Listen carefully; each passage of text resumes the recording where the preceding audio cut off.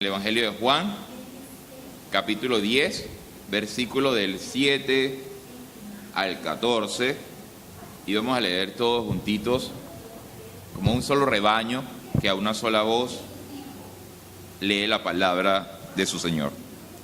Leamos. Volvió pues Jesús a decirles: de cierto os digo, yo soy la puerta de las ovejas. Todos los que antes de mí vinieron, ladrones son y salteadores, pero no los oyeron las ovejas. Yo soy la puerta, el que por mí entrare será salvo, y entrará y saldrá y hallará pastos. El ladrón no viene sino para hurtar y matar y destruir. Yo he venido para que tengan vida y para que la tengan en abundancia. Yo soy el buen pastor. El buen pastor su vida da por las ovejas. Mas el asalariado, y que no es el pastor, de quien no son propias las ovejas, ve venir al lobo y deja las ovejas y huye, y el lobo arrebata las ovejas y las dispersa. Así que el asalariado huye porque es asalariado y no le importan las ovejas. Yo soy el buen pastor y conozco mis ovejas y las mías me conocen. Vamos a orar. ¿Para qué? ¿Saben para qué? Para que podamos escuchar la voz de Jesús. Yo me atrevo a decir que lo más difícil de la vida de fe es escuchar la voz de Jesús. A veces creemos que estamos escuchando la voz de Jesús. A veces creemos que lo que nosotros pensamos de la palabra es lo correcto. A veces nosotros creemos que es así.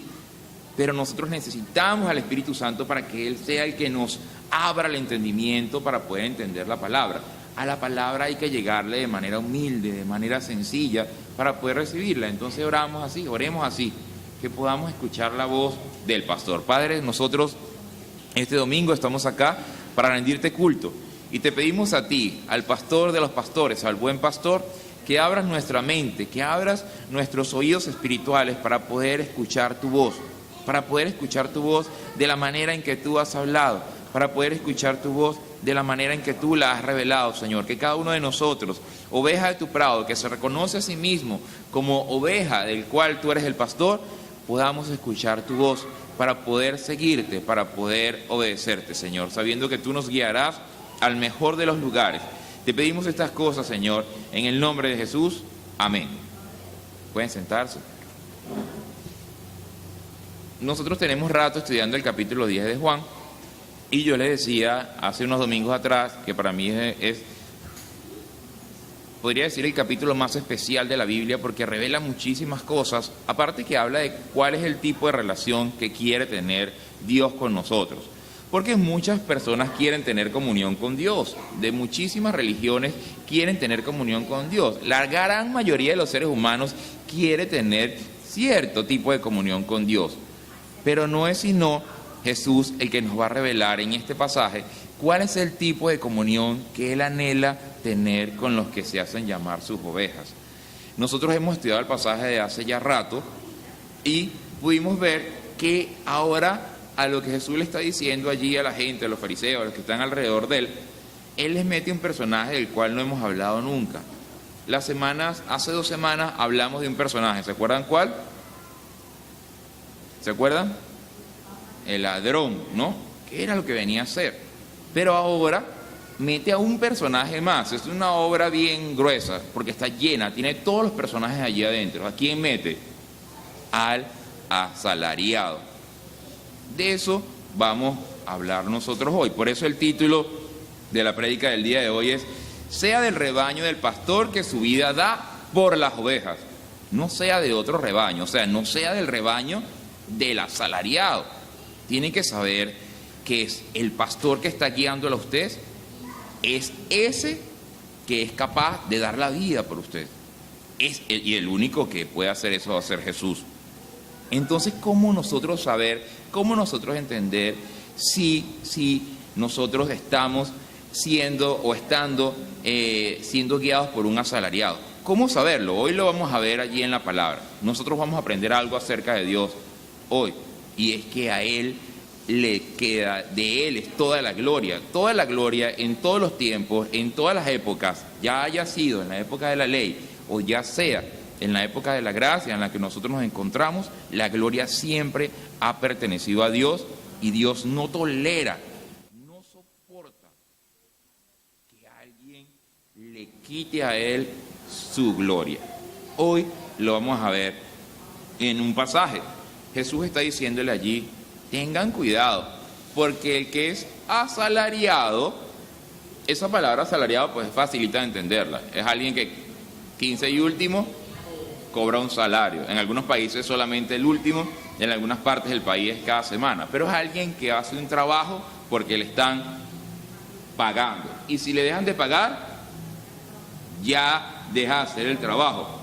Esa palabra también es como mercenario, alguien que está interesado realmente es en el dinero que puede obtener por lo que va a hacer. O esa palabra también es contratado. Eso es lo que significa, ¿no? Jesús está diciendo, tengan cuidado, porque el asalariado es capaz de ¿qué?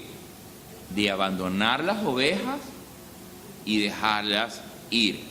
Yo he escuchado durante este año, y le pido a Dios que me guarde de eso, y les pido a ustedes, por favor, oren por mí para que eso no me pase nunca, pero hay algo que he escuchado muchas veces, varias veces en el año. Tal iglesia se quedó sin pastor porque el pastor se fue a otro país. La primera pregunta que uno hace, ¿y qué pasó con las ovejas? ¿Qué pasó con la iglesia? No, ellos siguen allí, pero no saben qué hacer porque se les fue el pastor. Eso significa que el pastor era un ¿qué? Un asalariado. Eso no es nada complicado entenderlo. La cosa es cómo hacer para que eso no nos suceda a nosotros, porque esto no es un asunto del pastor humano de la iglesia, es un asunto que nos puede pasar a cualquiera de nosotros. Cualquiera de nosotros se puede convertir sin saberlo en un asalariado. ¿Por qué? Porque se está acercando a Dios, no realmente porque quiera servir a Dios o conocer a Dios, sino porque quiere ¿qué? Obtener algo de Dios. Yo quiero algo a cambio de Él. Cuando la forma natural de acercarse a Él debería ser, yo quiero ofrecer algo a Él, ¿no? Esto es del cielo a la tierra. No tiene nada que ver una actitud con la otra. Yo quiero ofrecer algo a Dios. Bueno Dios que nos dio algo para nosotros ofrecerle a Él. ¿Qué nos dio? Vida. Nos dio su amor y nos dio vida. Ahora como nosotros tenemos vida espiritual, nosotros podemos ofrecer a Dios nuestra vida, decirle a Dios, Dios, yo tengo una vida que puedo poner a tus pies. ¿Te sirve? ¿Sabe qué le va a decir Dios? Claro que me sirve. Vamos a Ezequiel capítulo 34.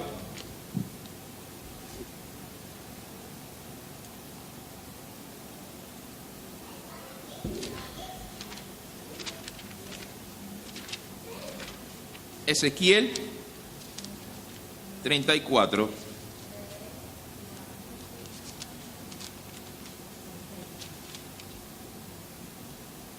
Desde el 1, y vamos a leer unos cuantos versículos para entender un poco qué es esto del asalariado, ¿no? Vino a mí palabra de Jehová diciendo, hijo de hombre, profetiza contra los pastores de Israel, profetiza y di a los pastores, así ha dicho Jehová el Señor, ay de los pastores de Israel que se apacientan a sí mismos, ¿no apacientan los pastores a los rebaños? Coméis la grosura y os vestís de la lana, la engordada degolláis, mas no apacentáis a las ovejas. No fortalecisteis a las débiles, ni curasteis la enferma, no vendasteis la perniquebrada, no volviste al redil la descarriada, ni buscaste la perdida, sino que os habéis enseñoreado de ellas con dureza y con violencia, y andan errantes por falta de pastor. Y son presa de todas las fieras del campo, y se han dispersado. Anduvieron perdidas mis ovejas por todos los montes, y en todo collado alto, y en toda faz de la tierra fueron esparcidas mis ovejas, y no hubo quien las buscase, ni quien preguntase por ellas. Por tanto, pastores, oíd palabra de Jehová. Vivo yo, ha dicho Jehová el Señor, que por cuanto mi rebaño fue para ser robado, y mis ovejas fueron para ser presa de todas las fieras del campo sin pastor, ni mis pastores buscaron mis ovejas, sino que los pastores se apacentaron a sí mismos y no apacentaron mis ovejas. Por tanto, oh pastores, oíd palabra de Jehová. Así ha dicho Jehová el Señor. He aquí yo estoy contra los pastores y demandaré mis ovejas de su mano y les haré dejar de apacentar las ovejas, ni los pastores se apacentarán más a sí mismos, pues yo libraré mis ovejas de sus bocas y no les serán más por comida. Porque así ha dicho Jehová el Señor, he aquí yo mismo iré a buscar mis ovejas y las reconoceré. Fíjense cómo habla Dios. Siempre ha hablado de el cuidado, ¿no? Del cuidado de un pastor que cuida de las ovejas. Nosotros ya sabemos que nuestro pastor es Jesús. Él es el que cuida nuestra vida, ¿no? Pero antes de Jesús, ¿a quién llamaría Dios pastores? ¿A quién se está refiriendo este pasaje que está hablando con una dureza? Miren, ustedes tenían que cuidar a Israel. Ustedes tenían que guardar a Israel. Ustedes tenían que ayudar a que permaneciera unido el pueblo de Israel. Pero ustedes no hicieron eso. Ustedes desobedecieron, hicieron lo que les dio la gana, más bien se aprovecharon y se comieron el botín. ¿A quién le está dirigiendo esa palabra? ¿A quiénes son los encargados de cuidar al pueblo de Israel? Es los sacerdotes. Los sacerdotes. Nosotros tenemos que empezar desde el principio. Dios le va a dar a su pueblo de Israel algo para que el pueblo de Israel pueda vivir, pueda tener vida, pueda hacer las cosas que Dios quiere que haga. Les va a dar un tabernáculo, les va a dar un lugar para que ellos puedan tener comunión con Dios. Y en ese lugar, en ese tabernáculo, en esa carpa, en esa casa, en ese templo, Dios se va a manifestar. Pero Dios va a poner allí encargados, sacerdotes, para que hagan todo lo que Él les dice que hagan para que el pueblo pueda comunicarse con Dios. No hay otra forma de que nosotros podamos ser guardados por Dios. Nosotros no podemos ser guardados por Dios de acuerdo a como nosotros nos parezca. Eso de pronto es lo que puede dificultar nuestra vida de fe y nuestras luchas diarias, que nosotros nos parece que la forma correcta es esta y esta, pero realmente no. Realmente es como Dios diga, esa es la forma en la que nosotros tenemos simplemente que decir amén. Igual era para el tiempo del tabernáculo, igual era para el tiempo de Jesús. Dios le dio a su pueblo de Israel un lugar para que el pueblo de Israel pudiese conocer a Dios, pudiese acudir a Dios, pudiese recibir un mensaje de parte de Dios. Y colocó allí sacerdotes que tenían que obedecer una serie de rituales, una serie de mandamientos, una serie de normas para que las cosas fluyeran. Tan específicas que hablaba de cantidades de plantas, de animales, pero todos con un detalle de formas de hacerlo, que cuando se desobedecía la forma, eso para Dios era abominable, eso para Dios era detestable, eso para Dios era, ¿cómo se te ocurre hacer eso de otra forma? Pero no es porque Dios no sea una persona que no tiene paciencia, no es porque Dios sea intolerable, es porque cuando se varía, cuando se hace algo diferente a como Dios lo ha dejado, lo ha dicho, yo le estoy diciendo a Dios, yo tengo más gloria que tú porque yo puedo hacer lo que yo quiera. Cuando nosotros obedecemos lo que Dios dice, nosotros estamos dándole gloria a Él. Pero cuando nosotros hacemos las cosas a nuestra manera, nosotros estamos quitándole la gloria a Él. Estamos diciendo, no, porque como yo pienso, eso es así. Vamos a ver un caso en Primera de Samuel acerca de un sacerdote que justamente hizo, y nos va a servir como ejemplo para entender por qué Dios habla allí tan duro a estos pastores que lo que hicieron fue descarriar al pueblo de Israel. Primera Samuel capítulo 1.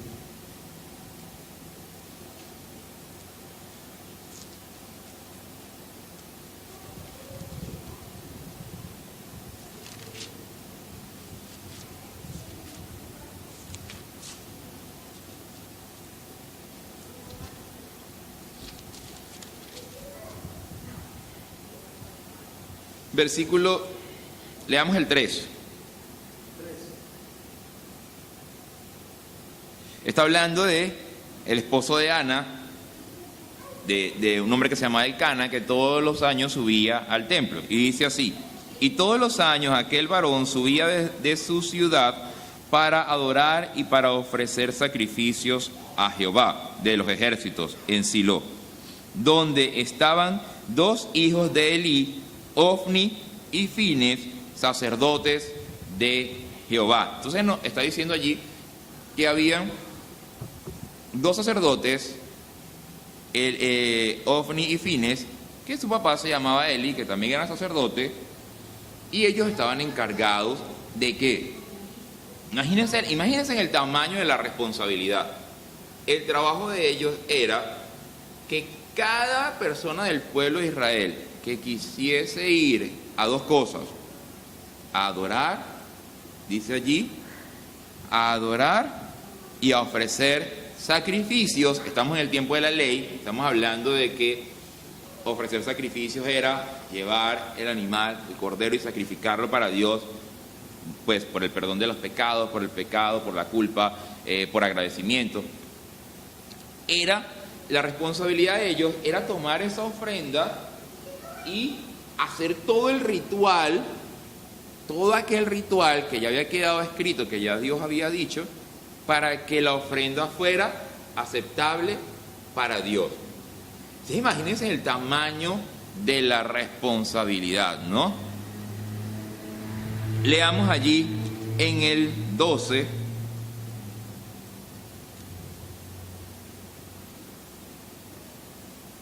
pero del capítulo 2, perdón.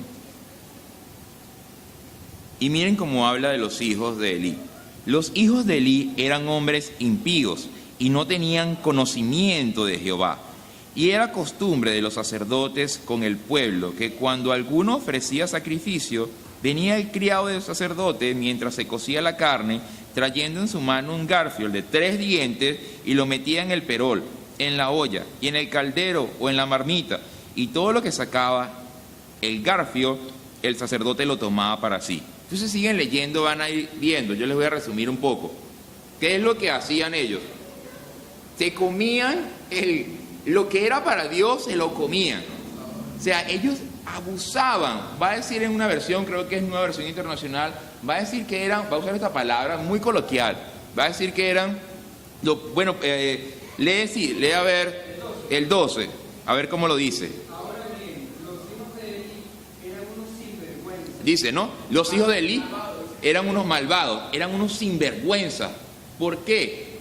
Porque ellos no desobedecían el mandamiento. Tomaban la ofrenda y se agarraban no lo que les correspondía, sino lo que ellos querían. Si no se las daban, se la robaban a la persona. Decían, igual la voy a tomar. Entienden que lo que ellos están haciendo es gravísimo. Lo que están haciendo es, delante de los ojos de Dios, es detestable. Porque Dios los está colocando a ellos para que hagan un servicio y ellos están aprovechándose de eso para hacer lo que les da la gana. ¿Por qué? Ahí nos dice por qué. Porque no tenían conocimiento de Jehová.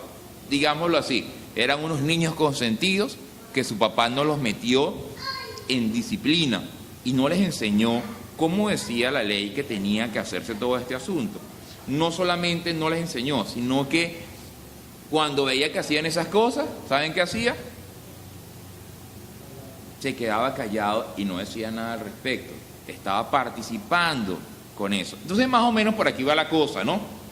Ustedes, los que yo coloqué para que pastorearan a Israel, porque la forma en que va a pastorear Dios a Israel va a ser con los sacerdotes y con el tabernáculo. Eso es. ¿Cuál es el trabajo de los pastores, de los sacerdotes? En este caso, pues, la analogía es con los pastores de Israel o los sacerdotes de Israel.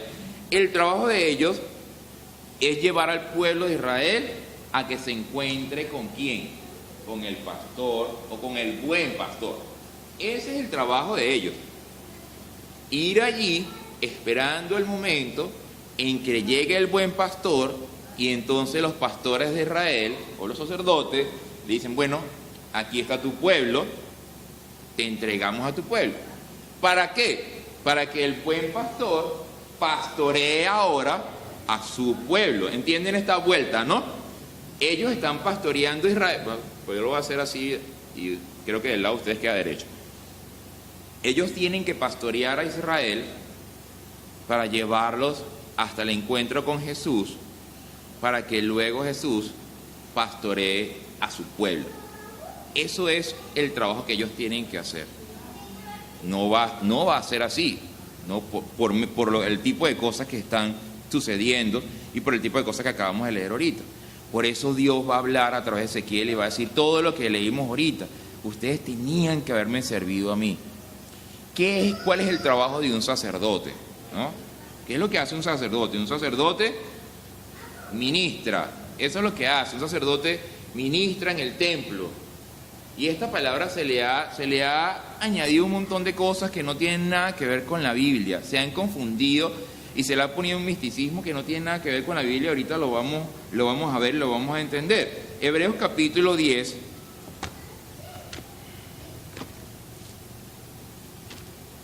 Hebreos capítulo 10, versículo 11. Dice, y ciertamente todo sacerdote está día tras día ministrando y ofreciendo muchas veces los mismos sacrificios que nunca pueden quitar los pecados.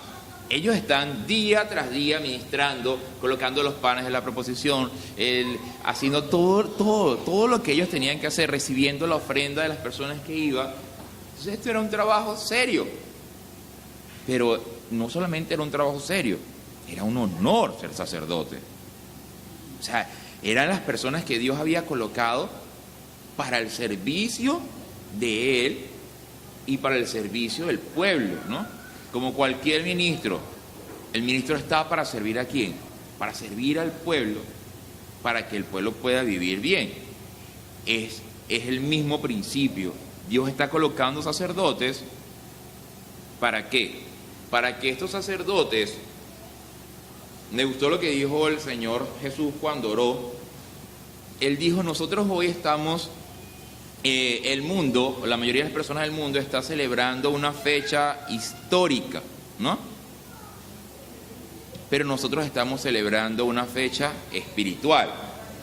El pueblo de Israel está siendo guiado, no de manera histórica, pero de una manera, digamos, física, porque ellos todavía no pueden conocer la vida espiritual.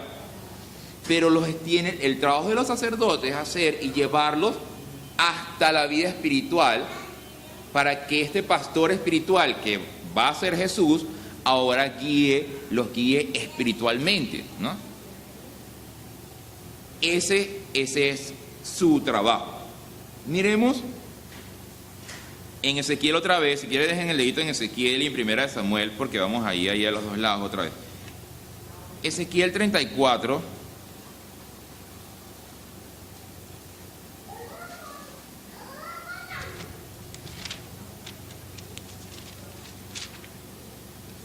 Versículo 18. Miren cómo dice, ¿os es poco que comáis los buenos pastos? Sino que también holláis con vuestros pies lo que de vuestros pastos queda, y que bebiendo las aguas claras enturbiáis además con vuestros pies las que quedan, y mis ovejas comen lo hollado de vuestros pies y beben lo que con vuestros pies habéis enturbiado. Entiendan que Jesús le está diciendo esta parábola a los fariseos. Los fariseos conocen este pasaje. Los fariseos conocen este pasaje. Cuando Él le dice, cuando Él les habla de los asalariados, de los que abandonan las ovejas, Él está tirando un mensaje muy duro a los fariseos, y los fariseos saben, este hombre nos está diciendo a nosotros que nosotros somos los pastores de los que estaba hablando Ezequiel. Esto estaba feo, este hombre nos está tirando un insulto muy duro. Porque los fariseos aunque ellos no son sacerdotes, ellos van a meterse allí con el pueblo, van a guiar al pueblo, van a tratar de supuestamente elevar al pueblo, pero lo que van a hacer es pisotear porque van a colocar sus propias normas, sus propias leyes, sus propias tradiciones por sobre la palabra de Dios. Ese es el mensaje duro que Dios le está dando, que Jesús le está dando allí a los fariseos. Allí usa una palabra que es hollar. Hollar es como pisotear, dañar, destruir, ¿no? Agarrar. Y entonces dice que hace dos cosas. Daña, ¿qué cosa? El pasto, holla el pasto para que el pasto no quede buena. ¿Cómo funciona esto dentro de un rebaño? Dentro de un rebaño hay ovejas, pero también hay cabras. Las cabras, ¿qué hacen? Las cabras, ¿qué comen? Las cabras comen cualquier cosa. Las cabras cuando comen, ¿qué hacen ellas con sus patas? Destruyen el pasto. Cuando entran al agua, ¿qué hacen? Cuando una oveja está tomando agua, ellas alborotan el agua y llenan todo el agua de barro. Entonces la oveja no puede tomar agua clara, sino que enturbiaron el agua. ¿Entienden lo que significa enturbiar el agua? Porque nosotros tenemos que ver espiritualmente todo este asunto. Aunque estamos hablando de los sacerdotes del pueblo de Israel, nosotros tenemos que entender de lo que estamos hablando aquí, es de enturbiar la palabra. Es de que la palabra pierda su pureza y la empecemos a mezclar con cosas que no provienen de la palabra de Dios, que no provienen de Dios, que no provienen de la Biblia. De hecho, no está muy lejos, perdón, sí, no, pero no enredarlos. De hecho, no está muy lejos, porque ahorita vimos que enturbiar la palabra para los sacerdotes, ¿qué era? En el tiempo de la ley, era deformar todo el propósito de todo lo que se hacía en el tabernáculo, de todo lo que eran los sacrificios y todo lo que era la palabra de Dios a través de la ley. Eso era allí. Distorsionar sería una buena palabra. Distorsionar lo que Dios ha enviado, ya haya sido en el tiempo de la ley, o distorsionar lo que Dios ha hablado, ya sea en el tiempo de la gracia. Eso sería como una cabra que pisotea el agua clara. Por eso para nosotros la palabra de Dios tiene que ser lo más transparente delante de nuestros ojos, tiene que ser lo más puro delante de nosotros, tiene que ser lo más santo para nosotros. Pero lo que lo hace santo, ¿qué es? Es que nosotros entendamos palabra por palabra lo que Él está diciendo. Por eso le decía, eso no es del todo sencillo, porque solamente es posible mediante la inspiración del Espíritu Santo. Solamente el Espíritu Santo puede hacer que nosotros tengamos ese entendimiento, pero nosotros tenemos que anhelarlo, nosotros tenemos que quererlo. Ahí usa esa palabra hollado. Miremos en 1 Samuel otra vez.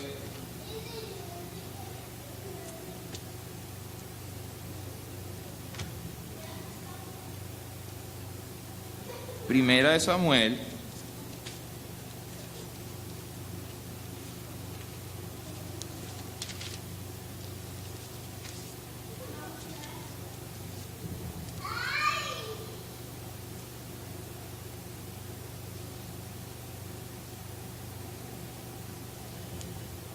les voy a echar aquí el cuento rapidito. Ustedes pueden leer luego los primeros capítulos de Samuel. El pueblo de Israel sale a pelear contra los filisteos, y el pueblo de Israel es el pueblo de Israel. El pueblo de Israel va acompañado nada más y nada menos que del Dios viviente, ¿no? Los otros pueblos les llamaban el Dios viviente por una simple razón, porque este Dios no era territorial, sino que el Dios viviente caminaba con el pueblo de Israel. Si el pueblo de Israel se movía para allá, el Dios viviente iba para allá. Si el pueblo de Israel se movía hacia la izquierda, hacia la derecha, el Dios de ellos iba con ellos. ¿Por qué? ¿Qué tenían ellos que hacía que eso fuera posible?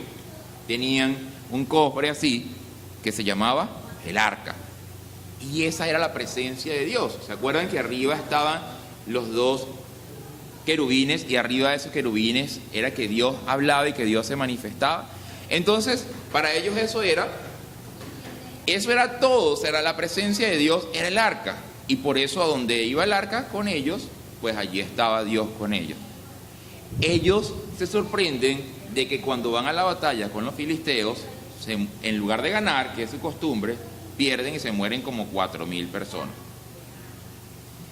Y entonces ellos dicen, ¿y entonces qué pasó acá? ¿por qué no tenemos el respaldo de Dios? ¿Qué pasó? ¿Por qué ya no tenemos el respaldo de Dios? Entonces, ¿qué hacen ellos? Bueno, como el respaldo de Dios está en el arca, cuando salen a pelear otra vez, dicen, llevémonos que el arca. Pero Dios había mandado al pueblo de Israel que el arca tenía que estar ¿dónde? En el lugar santísimo, dentro del tabernáculo, y que allí se presentaría a Dios. Pero ¿qué es lo que está permitiendo Elí? Que el arca salga del tabernáculo y se la llevaron a la batalla. Y se la llevaron a... Ellos creen, eso se le ocurrió a ellos piensan que por eso van a ganar la batalla. Pero en esta ocasión no solamente la vuelven a perder, sino que se mueren como 30,000. La pregunta es, ¿qué pasó? Si la presencia de Dios estaba allí en el arca, ¿por qué ellos perdieron la batalla de una manera peor, ¿no? De una manera tan multiplicada por, si de 4,000 a 30,000, unas 6, 7 veces más de la batalla anterior? Cuando viene, leamos allí para que vean lo que sucede. Capítulo 2, versículo 27, yo leo ahí varios versículos. Y vino un varón de Dios a Elí y le dijo, así ha dicho Jehová, ¿no me manifesté yo claramente a la casa de tu padre cuando estaban en Egipto en casa de Faraón? Y yo le escogí por mi sacerdote entre todas las tribus de Israel para que ofreciese sobre mi altar y quemase incienso y llevase efod delante de mí. Y di a la casa de tu padre todas las ofrendas de los hijos de Israel. ¿Por qué habéis hollado mis sacrificios y mis ofrendas que yo mandé ofrecer en el tabernáculo? Y has honrado a tus hijos más que a mí, engordándoos de lo principal de todas las ofrendas de mi pueblo Israel. Por tanto, si sigue leyendo, ahí Dios le hace una promesa a Elí: esto se te va a acabar, se te va a terminar lo que has hecho, y además tus hijos van a morir. Dios le da allí una profecía de que sus hijos van a morir a causa de lo que él ha hecho. ¿Cuál es el pecado de Elí? ¿Cuál es el pecado de Elí? Allí dice, ¿por qué habéis hollado mi sacrificio? ¿Entienden lo que significa eso para Dios? ¿Por qué se comieron lo que era para mí? ¿Por qué tomaron la grosura para ustedes si me pertenecía a mí? ¿Por qué tú dejaste y engordaste a tus hijos con lo que me pertenecía a mí? Ese es el pecado de él. Eso es lo horroroso que él está haciendo. ¿No dije yo que el tabernáculo era el lugar para llevar las ofrendas? Y miren lo que sucede en el versículo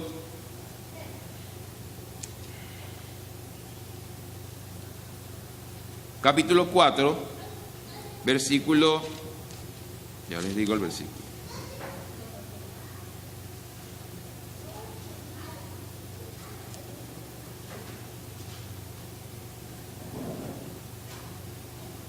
El 10.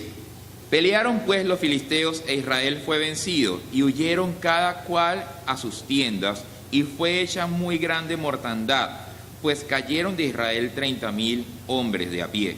Y el arca de Dios fue tomada, y murieron los dos hijos de Elí, Ofni y Fines.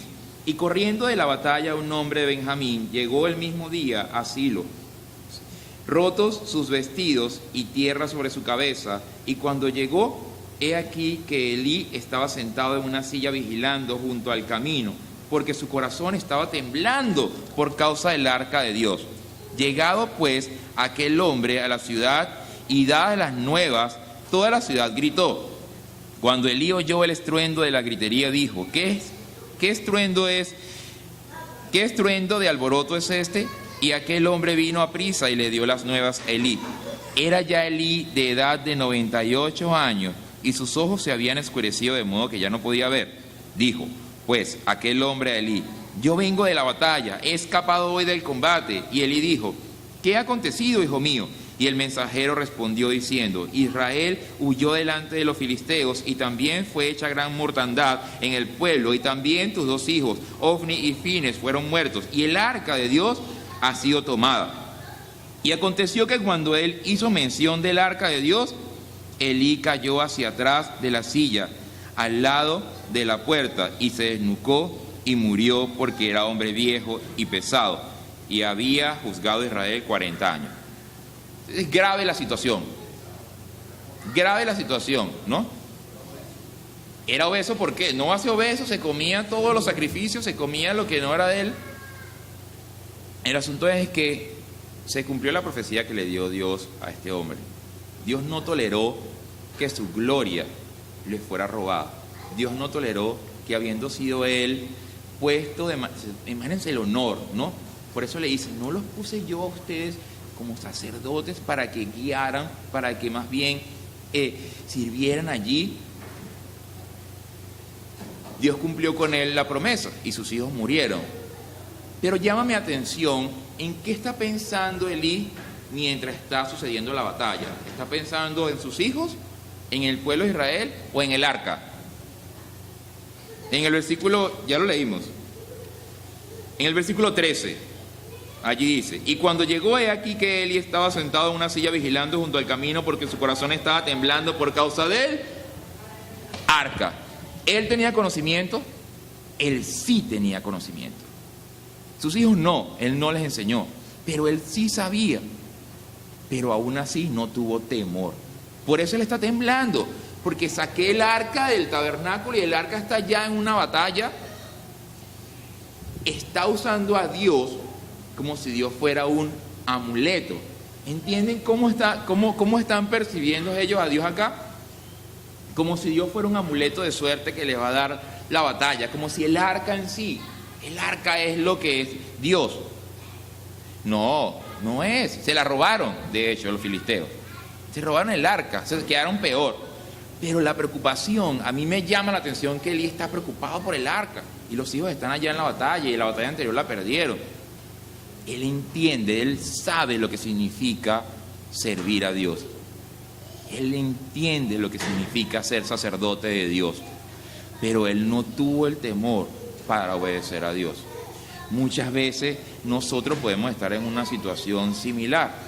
Nosotros podemos entender muchas cosas de la palabra, comprender muchas cosas de la palabra, pero es como una telita delgada, es como si nos resbalara la palabra de Dios, ¿no? Es como que sí, bueno, yo sé que eso no está bien, yo sé que algún día debo obedecer la palabra, yo sé que, pero no se trata de saberlo, no se trata, la Biblia dice, no se trata de los oidores, sino de los que hacen.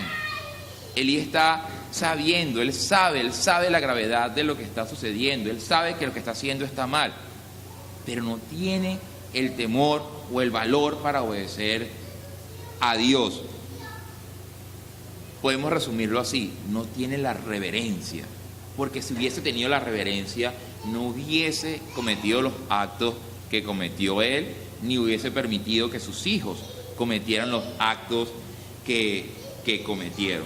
Entonces, hollar la palabra de Dios para Dios es insostenible, para Dios es inaceptable, es algo que Él no tolera. Lo llamativo es que la respuesta de Dios, vamos a ver cómo es la respuesta de Dios en el tiempo de la ley y en el tiempo en que nos encontramos nosotros. Yo les decía que un sacerdote, su trabajo es ministrar dentro del tabernáculo, y ministrar es servir, eso es lo que significa, servir en todos los rituales y en todas las cosas que había que hacer día tras día tras día. Pero eso no era un castigo, eso era un honor, eso no era algo malo, eso era algo maravilloso. Imagínense, yo le sirvo al Dios vivo, ¿cómo no quisiera yo poder servirle a Dios vivo? Pero solamente podía hacerlo la tribu de Leví. Solamente ellos habían sido la tribu elegida por Dios para que hicieran ese trabajo. Yo les decía que esta palabra ha sido distorsionada. ¿Por qué? Porque cuando se habla hoy día de ministrar, se entiende por ministrar como una especie de ola espiritual mágica que a través de la persona que está cantando, tocando o hablando o lo que sea, eso va a llegarle a las personas. Es algo que va a salir de la persona y va como si fueran ondas de sonido, de celular. ¿Cómo se llaman esas ondas que bajan por los aires que no vemos? A los teléfonos. ¿Cómo? Electromagnética, no sé, no quiero pasar por ignorante, pero como si fueran ondas, como si fuera algo que llega a la persona. Entonces la gente dice, fui y me ministraron. La persona cantó una canción y me ministró. Y se usa muchísimo esta palabra. Entonces tenemos que investigarla, a ver cómo, porque es fácil. En el antiguo es muy fácil entender qué es ministrar. Ministrar era ir y agarrar el animal y cortarlo y entonces sacar la sangre, echar la sangre en un tobito y entonces derramarla sobre una cosa. O sea, era hacer algo. Era preparar los panes de la procesión, era preparar el incienso, era machacar la semilla. Era eso, o sea, lo que hace espiritual la palabra de Dios es obedecer la palabra de Dios. ¿Cómo? Presentar la ofrenda, ayudar a que... Era un servicio, era algo que hacían con sus manos, ¿no? Pero ¿qué es lo que lo hacía santo? Porque eso era santo delante de los ojos de Dios. Lo que lo hacía santo era hacerlo como Dios lo había dicho, sin agregarle, ni quitarle, ni robarle, ni ponerle. Si la cosa decía, lleva 300 gramos de incienso y 300 gramos de sal y 300 gramos de lo que sea que le echaran, y mezclenlo todo, ellos tenían que hacer eso. Eso era lo santo. Lo que lo hacía santo era lo específico con que ellos hacían todas las cosas como estaban escritas, como les había sido dado. Para nosotros entonces, ¿qué sería? Sí, cuando nosotros llegamos a Jesús, ahora Él es quien nos va a pastorear a nosotros. Y sí, nos va a pastorear espiritualmente. Ya nosotros no tenemos necesidad ni de hacer rituales, ni de celebrar fiestas judaicas, ni de vestirnos de manera judaica, ni de obedecer la ley, ni de nada de esas cosas que pertenecen al antiguo pacto. Nosotros estamos dentro del nuevo pacto. Creo que es Pablo que va a decir, a mí nadie me moleste con fiestas, con sábados, a mí no me molesten con luna nueva, a mí no me molesten con eso. Yo eso me lo tomo a veces para mí, no me moleste, déjeme que yo lo que quiero es predicar el evangelio. Yo prefiero predicar el evangelio, hasta ahí llego yo. Porque lo demás, eso quedó atrás, ese es un cuento que ya pasó. Miremos en Colosenses para entender un poquito qué es para nosotros ministrar, porque estamos hablando de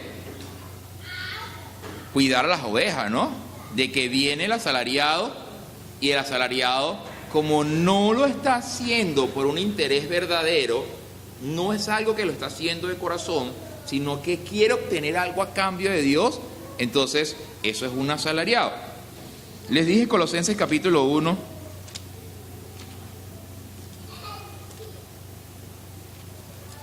versículo 24 al 26. Y Pablo dice a los colosenses, ahora me gozo en lo que padezco por vosotros y cumplo en mi carne lo que falta de las aflicciones de Cristo por su cuerpo, que es la iglesia, de la cual fui hecho ministro según la administración de Dios que me fue dada para con vosotros, para que anuncie cumplidamente la palabra de Dios, el misterio que había estado oculto desde los siglos y edades, pero ahora ha sido manifestada a sus santos. Fíjense, él está diciendo, yo fui hecho ministro. ¿Qué es lo que hace un ministro? Ministrar. Pero ¿qué es lo que va a ministrar él? Él dice allí, para que anuncie cumplidamente la palabra de Dios. Entonces, ¿qué es ministrar? Ministrar es cumplir, anunciar la palabra de Dios. Para nosotros, ministrar ahora en el templo ya no es lo que hacían los sacerdotes. Para nosotros es hablar de la palabra de Dios, pero de manera Cumplidamente, ¿entienden? Que eso no cambió. Dios no permite que ahora nosotros tengamos nuestras propias revelaciones. Dios no permite que ahora nosotros le añadamos o le quitemos a la palabra de Dios. Eso no cambió. Lo que cambió fue el ritual. Lo que cambió fue la forma. Pero en ninguna de las dos, ya sea en el antiguo pacto o ya sea en el nuevo pacto, en ninguna de las dos Dios permite que le roben a él su gloria. No lo hace. Pero el castigo es diferente. Ya vamos a verlo ahorita. El castigo es diferente. Aquí Dios los cortaba, ¿no? Los cortaba. Si un profeta decía una palabra que no venía de parte de él, había que sacarlo del campamento y matarlo a piedra. Es un asunto distinto, ¿no? Miremos en Romanos capítulo 15.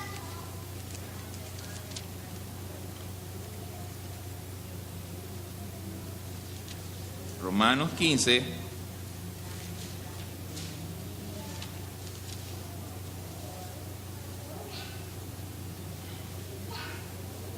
del 15 en adelante.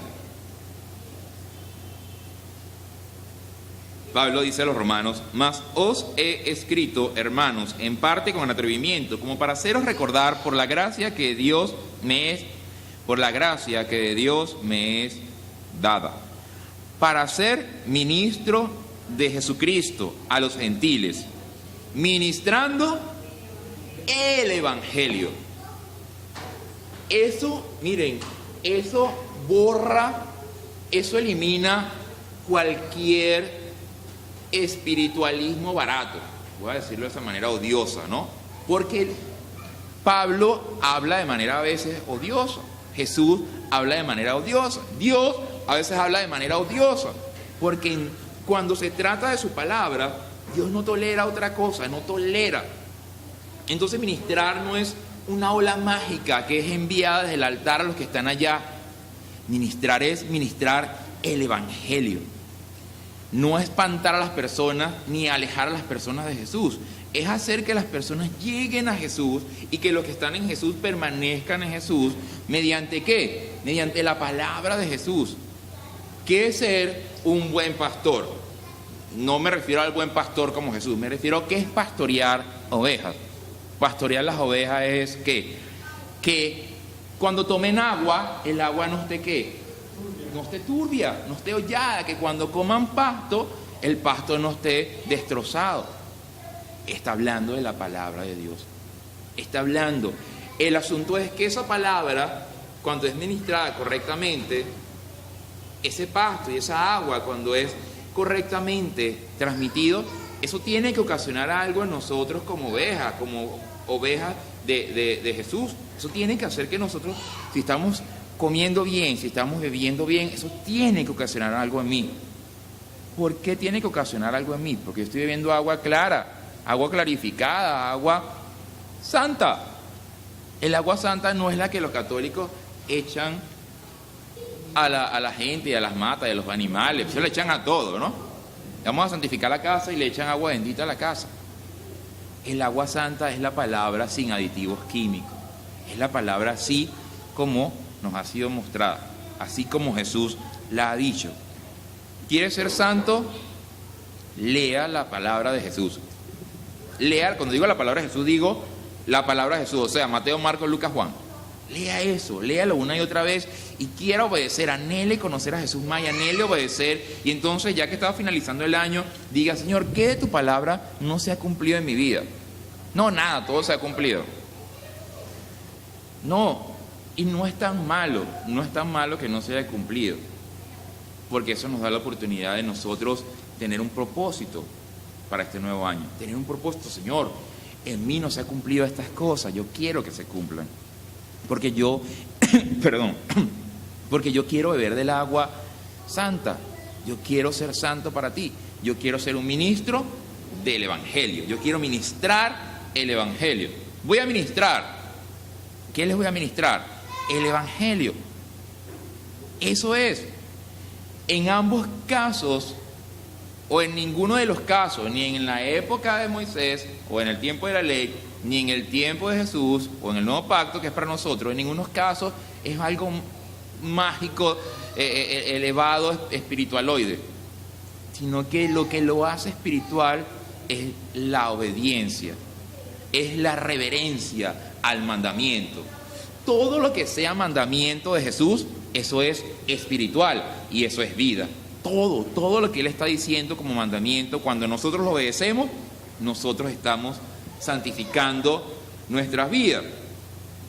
Pablo está diciendo eso. ¿Hasta dónde leímos?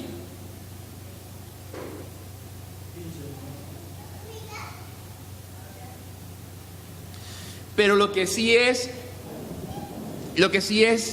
delicioso, lo que sí es maravilloso, fíjense lo que sucede cuando se ministra el Evangelio, dejando claro que ministrar el Evangelio es hablar de la palabra de Jesús, hablar del mensaje de Jesús, es hablar del perdón de los pecados, es hablar del reino de los cielos. Eso es ministrar, porque eso es el Evangelio. ¿Sabía eso, no? El Evangelio es el perdón de los pecados y el reino de los cielos. Eso es el Evangelio. Ya. Todo lo que haga en pro de eso, eso es ministrar. Todo lo que haga, si está predicando el perdón de los pecados y si está predicando el reino de los cielos, usted está ministrando el Evangelio. Ahora miren lo que sucede cuando se ministra el Evangelio. Para ser ministro de Jesucristo a los gentiles, ministrando el Evangelio de Dios para los gentiles, para que los gentiles les sea ofrenda agradable, santificada por el Espíritu Santo. Fíjense lo que dice allí, para que los gentiles les sean ofrenda agradable. Ahora la ofrenda terminan siendo ¿quiénes? Las vidas de los que han creído en Jesús terminan siendo las ofrendas para Dios. Cambió eso, ¿no? Tengo pues de qué gloriarme en Cristo Jesús en lo que a Dios se refiere, porque no osaría hablar sino de lo que Cristo ha hecho por medio de mí para la obediencia de los gentiles, con la palabra y con las obras, con potencia de señales y prodigios, en el poder del Espíritu de Dios, de manera que desde Jerusalén y por los alrededores hasta Ilírico, todo lo he llenado del Evangelio de Cristo. Entonces, ¿qué hizo él? Ministró el Evangelio ¿en dónde? En todo ese lugar. Él fue ministrando el Evangelio. Y cuando ministraba el Evangelio, o sea, cuando Pablo hablaba del perdón de los pecados y del reino de los cielos, ahora sí, ¿qué sucede? Súper espiritual, inentendible, inexplicable, mágico, elevadísimo. ¿Qué sucede? Comienzan a suceder ¿qué? Milagros, señales, prodigios. Pero él lo que está haciendo es predicar el Evangelio. Pero ahora Dios sí respalda ¿qué? Ahora Dios sí respalda eso, porque Él va a respaldar la obediencia, Él va a respaldar que nosotros no enturbiemos su palabra. Por eso Dios no pudo respaldar al pueblo de Israel cuando peleó con los filisteos, aunque tenían el arca, porque era una total desobediencia de los sacerdotes a la palabra de Dios. Para nosotros, ministrar el Evangelio es hablar de la palabra de Dios, descansar en ella y esperar que se manifiesten las señales y prodigios que vienen por medio de su palabra. Pero ahora, ¿qué pasa con estos pastores desviados? ¿Qué pasa con estos pastores que se apartan? Que hace unas semanas hablábamos de eso. ¿Se acuerdan cómo decía Pablo? Decía el que no le alcanzan las sanas palabras de nuestro Señor Jesucristo, el tal está envanecido, no tiene conocimiento, no ha entendido, o simplemente le interesa es el salario. Gracias. Le interesa es el salario. Y como lo que le interesa el salario, él va a tratar es de manipular la iglesia, manipular las ovejas, ¿para qué? Por el salario. Pero apenas vea un problema, como realmente no ama la obra, ¿qué va a suceder? Las va a abandonar. ¿Qué es Miremos 2 Corintios para ver qué es eso. Y el peligro, ¿no? Porque el peligro con nosotros. 2 Corintios capítulo 11, versículo... Fíjense el peligro con nosotros. Versículo 3. Pero temo que como la serpiente con su astucia engañó a Eva, vuestros sentidos sean de alguna manera extraviados de la sincera fidelidad a Cristo. Nota ahí con la palabra fidelidad. Porque si viene alguno predicando a otro Jesús, que el que os hemos predicado, o si recibís otro espíritu que el que habéis recibido, u otro evangelio que el que habéis aceptado, bien lo toleráis. ¿Entienden lo que Pablo le está diciendo a los corintios? Ustedes son cristianos, pero si viene otro predicándole un evangelio deformado, la palabra de Dios enturbiada, ustedes la toleran. Ustedes permiten, entienden que es el mismo comportamiento que está teniendo Elí. Entienden que es el mismo tipo, entienden que nosotros podemos ser Elí, entienden que Elí participó de lo que sus hijos hacían. Así está hablando Pablo. Ustedes toleran si vienen y le presentan un evangelio diferente, con otro espíritu diferente, con otro Cristo diferente. ¿Qué es un Cristo diferente? Nadie les va a predicar al diablo, hay que entender eso. Nadie va a venir aquí a predicar a los demonios, a los espíritus inmundos, a los ángeles caídos o al diablo. Él simplemente de hablar del evangelio como si fuera otra cosa, aunque sea una cosa que parezca bonita, pero si no es lo que dijo Jesús. Psicología, sí, ese es un ejemplo, psicología. Si yo comienzo a meterme por ahí, ladrón y salteador, ¿por qué? Porque eso no es el evangelio y eso no va a salvar. Pero ¿cuál es el peligro de nosotros? Que nosotros lo toleremos. Entonces no toleremos esas cosas, ¿no? Yo no tolero. Yo lo único que necesito en mi vida es el evangelio de Jesucristo. La única administración que necesito es la administración del evangelio. Por eso lucho, por eso vivo y de eso le hablo a la gente. Porque lo demás no va a ayudar espiritualmente a nadie. Miremos en el 13, sí, el mismo. 11:13. Porque estos son falsos apóstoles, obreros fraudulentos, que se disfrazan como apóstoles de Cristo. Y no es maravilla, porque el mismo Satanás se disfraza como ángel de luz. Así que no es extraño si también sus ministros se disfrazan como ministros de justicia, cuyo fin será conforme a sus obras. Miren la gravedad de esto. Miren el peligro de esto. ¿Cómo llama aquí la Biblia a los que están enturbiando la palabra de Dios o deformando la palabra del evangelio? ¿Los llama ministros de quién? Del diablo. ¿Entienden lo feo de esto? Ministros del diablo.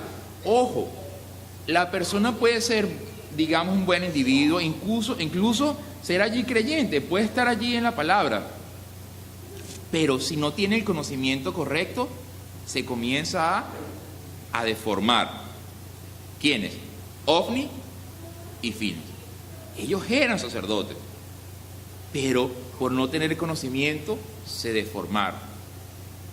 El peligro con esto es cómo responde Dios ahora si yo tolero un evangelio diferente, si yo permito que esto me suceda a mí, si yo comienzo a creer algo que no es el evangelio.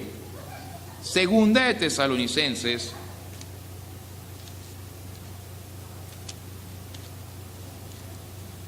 capítulo 2, porque es lo que le decía hace rato, la respuesta es totalmente distinta. Segunda de Tesalonicenses, capítulo 2, versículo 10 al 12, dice: y con todo engaño de iniquidad para los que se pierden, por cuanto no recibieron el amor de la verdad para ser salvos. Por esto, Dios les envía un poder engañoso para que crean la mentira, a fin de que sean condenados todos los que no creyeron a la verdad, sino que se complacieron en la injusticia. ¿Qué hicieron? Toleraron. un evangelio diferente. Pero entienden ¿cuál castigo es peor? Aquí en el Antiguo Testamento los mataba, ¿no? Fuera, muerto. Pero aquí, cuando nosotros ya hemos recibido la verdad, cuando ya hemos recibido el evangelio, cuando hemos recibido la salvación y el perdón de nuestros pecados, y nosotros toleramos algo diferente, un evangelio distinto, para Dios es tan horrible que la respuesta de Dios, ¿cuál es? ¿Lo mata? No lo mata. Dios no lo mata. Mire la respuesta de Dios para un creyente que comienza a tolerar un evangelio diferente, que comienza a acercarse a Dios por otras cosas, que comienza a desviarse, ¿no? ¿Qué hace Dios? Él le dice, pobrecito que te están predicando un evangelio diferente. No, le envía un poder engañoso para que crea la mentira que le están predicando. ¿Por qué? ¿Porque Dios es malo? No, porque Él ya nos dejó el evangelio. Nosotros tenemos que saber qué estamos oyendo, dónde estamos parados, quién es el pastor de nuestra iglesia. ¿Es Jesús? Amén. Si es Jesús, amén. Sigamos, luchemos y entendamos. Es doloroso hoy porque el propósito de la palabra es que nosotros cada domingo nos congreguemos y le rindamos culto a nuestro Dios. Lo que quiere Dios es que le rindan culto, sí, con nuestras vidas, pero que como hermanos nos congreguemos cada domingo hasta el último aliento de nuestro ser. Pero hoy hay cantidad de iglesias en que los encargados, los que tenían que esperar que llegara la ofrenda para llevar la ofrenda a Dios, ¿qué hicieron? Agarraron las cortinas del tabernáculo y le pusieron candado y se fueron ¿para dónde? Se fueron para su casa. ¿Entienden lo grave de este asunto? ¿Entienden que esto no es una broma? ¿Entienden que aunque nosotros seamos 10 personas, nosotros tenemos que saber si esta iglesia es espiritual, si esta iglesia pertenece a Jesús, si este evangelio no está enturbiado o no está desteñido o no se le ha añadido algo? ¿Entiende lo grave de que los que están encargados de ministrar el evangelio hoy más bien hayan cerrado la puerta? ¿Entienden que este asunto es para Dios detestable y abominable? Dios no va a acariciar la espalda de una persona que está dejando o se está envenenando a sí misma con un mensaje distorsionado. Dios, al contrario, si la persona se complace o tolera, ¿cuál es la palabra que usaba ahí? Se complace en la injusticia, porque la justicia es predicar la verdad. Predicar otra cosa es injusticia. Si la persona se complace en la injusticia, entonces Dios le dice así: ¿eso es lo que tú quieres? ¿Eso es lo que tú quieren que te prediquen?